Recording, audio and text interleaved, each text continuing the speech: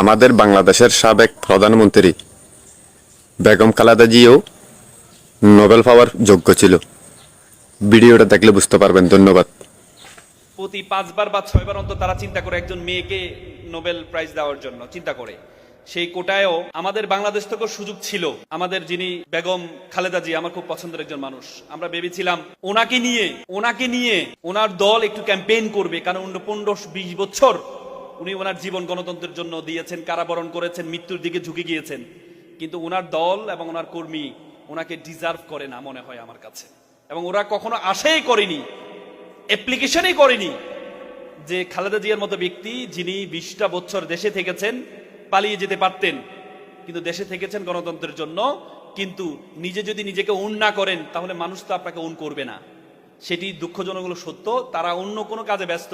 এই বুদ্ধিভিত্তিক কাজে আমাদের দেশের সবচেয়ে বেশি জনপ্রিয় দল যাদেরকে বলা হয় সেটি আমরা পাইনি। This is a matter to regret.